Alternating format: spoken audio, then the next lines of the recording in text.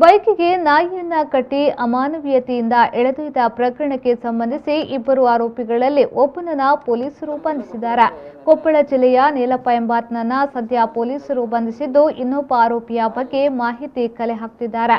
ಶೀಘ್ರದಲ್ಲೇ ತಲೆಮರೆಸಿಕೊಂಡಿರುವ ಆರೋಪಿಯನ್ನ ಬಂಧಿಸಲಾಗುವುದೆಂದು police commissioner N Shashikumar ಹೇಳಿದರು. ಮಂಗಳೂರು ನಗರದ ಹೊರವಲಯದ ಸುರತ್ಕಲ್ ಸಮೀಪದ ಎನ್ಐಟಿಕೆ ರಾಷ್ಟ್ರೀಯ ಹೆದ್ದಾರಿಯಲ್ಲಿ ನಾಯಿಯನ್ನ ಬೈಕಿಗೆ ಕಟ್ಟಿಕೊಂಡು ಹೋಗಿ ಅಮಾನವೀಯವಾಗಿ ವರ್ತಿಸಿದ್ರು. ಮೂಕ ಪ್ರಾಣಿಯ ಮೇಲೆ ವಿಕೃತಿ ಮೆರೆದ ಈ ದೃಶ್ಯವನ್ನ ಹಿಂದೆ ಬರುತ್ತಿದ್ದ ಬೈಕ್ ಸವಾರರು ಚಿತ್ರೀಕರಿಸಿ ಪ್ರಾಣಿದಯಾ ಸಂಘದ ಜೊತೆ ಹಂಚಿಕೊಂಡಿದ್ರು. ಅಲ್ಲದೆ ಈ ಸಂಬಂಧ ಸುರತ್ಕಲ್ ಠಾಣೆಗೆ ದೂರನ್ನ ಕೂಡ ನೀಡಲಾಗಿತ್ತು. ಇದೀಗ ಪ್ರಕರಣಕ್ಕೆ ಸಂಬಂಧಪಟ್ಟಂತೆ ಓರ್ವನನ್ನ ಬಂಧಿಸಲಾಗಿದ್ದು, ಇನ್ನೋರ್ವನನ್ನ ಶೀಘ್ರದಲ್ಲೇ ಬಂಧಿಸಲಾಗುವುದೆಂದು ಹೇಳಿದರು.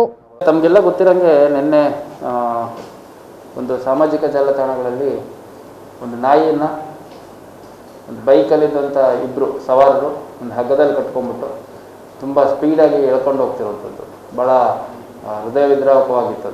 ಅದು ಭಾಳ ನೋವು ಬರೋ ರೀತಿಯಲ್ಲಿ ಇತ್ತು.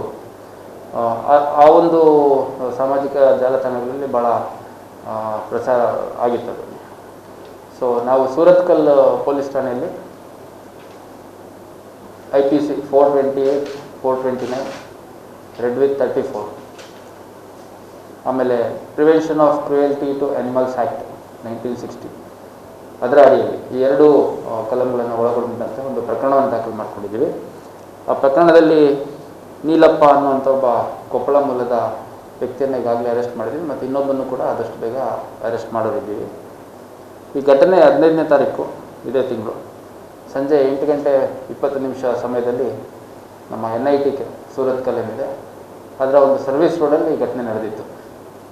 ಮತ್ತು ಜೀವನ್ ಅನ್ನುವಂಥ ಒಬ್ಬ ಹುಡುಗ ಇದನ್ನು ವಿಡಿಯೋ ಮಾಡಿಕೊಂಡು ನಂತರ ನಮ್ಮ ಸಂಬಂಧಪಟ್ಟ ಇಲಾಖೆಗೆ ಗಮನಕ್ಕೆ ತರುವಂಥದ್ದು ಮತ್ತು ಸಾಮಾಜಿಕ ಜಾಲತಾಣಗಳಲ್ಲಿ ಅಪ್ಲೋಡ್ ಮಾಡುವಂಥದ್ದು ಎರಡೂ ಮಾಡಿದ್ದ.